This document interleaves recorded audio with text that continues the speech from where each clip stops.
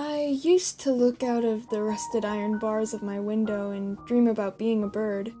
The chain that shackled me to my bed was just long enough to reach the windowsill, and so every night after my father would visit my room, I would lie awake and wait for the first rays of light to creep over the horizon, then walk over to my window and listen to the morning's first few notes of birdsong.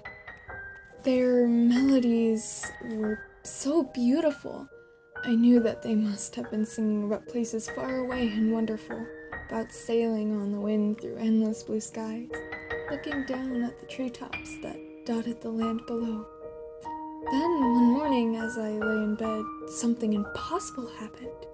I'd fallen asleep the night before and would have missed my morning birdsong, but for a tapping on my window, I rubbed the sleep out of my eyes and sat up to see a crow sitting outside on the sill, tapping my window with his beak. I crept over to the window and smiled at the bird. "Hello, Mr. Crow," I said. "Hello, little girl," said the crow.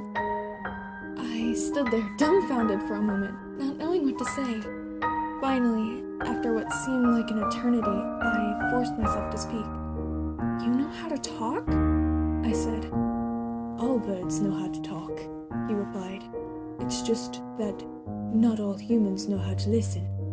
I pushed my window open a crack until it hit against the bars. The bird cocked its head in curiosity. "Why are you in a cage?" it asked. "I think it's my destiny," I said. "It's always been this way." "You look rather thin," replied the crow. "Would you like something to eat?" My stomach gave a weak growl. "Yes," I said. "That would be wonderful." Without another word, the crow took flight.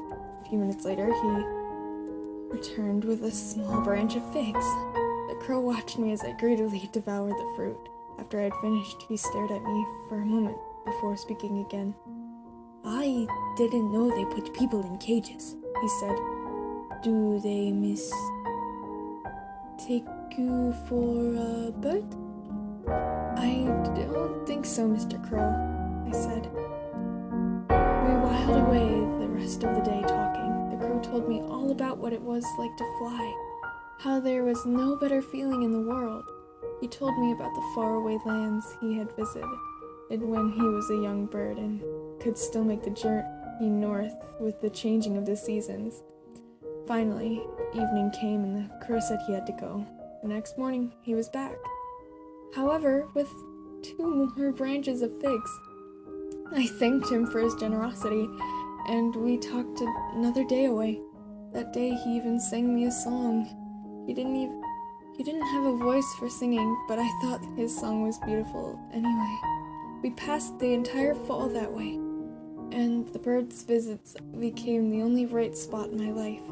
He brought me not only figs, but cherries and walnuts too, anything small enough for him to carry.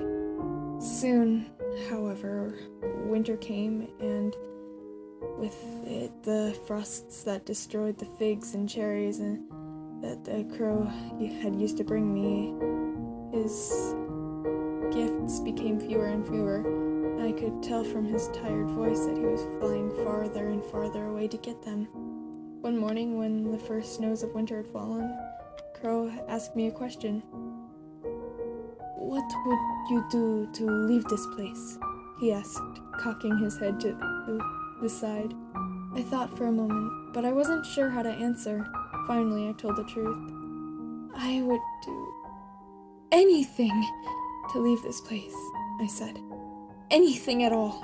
The crow solemnly nodded and said, "The frost isn't the only thing that winter brings." He flapped his wings once and jumped from the windowsill, and I didn't see him for 3 days. I began to fall into a deep depression. Every morning I would still listen to the bird song, but it sounded forlorn and empty without my friend there to listen with me. The morning after the 3rd day, my crow friend finally returned. It was so beautiful that day. The sun had come out from behind the clouds to melt the snow. One of the last green days before winter came in earnest. As this shadow passed over the valley in which we lived, I first mistook it for a storm cloud. But then I heard the sound. It was loud enough to crack the sky. But it wasn't thunder. It was birds. Thousands upon thousands of them descended on our house, a whirling storm of beating wings and shrieking caws. They crashed into the walls and windows, pecking at them with wild ferocity. The house shook under their assault, and their calls were so loud that I didn't hear the windows breaking.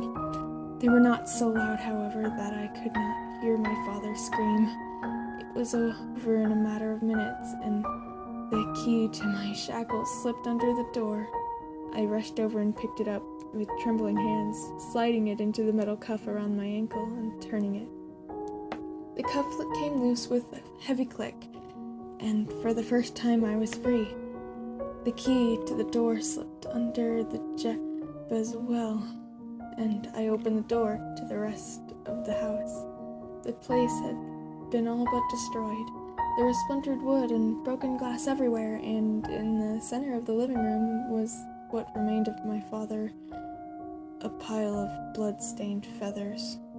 The birds had all flown off, but Mr. Crow sat on top of the living room fireplace, regarding me with a curious look. "Now you can fly free, little girl," he said. "No more cages for you." "Thank you, Mr. Crow," I said. "Will you come with me?" Mr. Crow shook his head. "I am an old bird," he said, "and my journey is coming to a close. But yours is just beginning." Mr. Crow flapped his wings and took flight. I never saw him again. As I stepped out of the front door, my bare feet touched the grass for the very first time, and I can smell the flowers on the breeze as it drifted over me. At that moment, though my feet were firmly on the ground, my heart was soaring through the endless blue sky far above the world that I had left behind.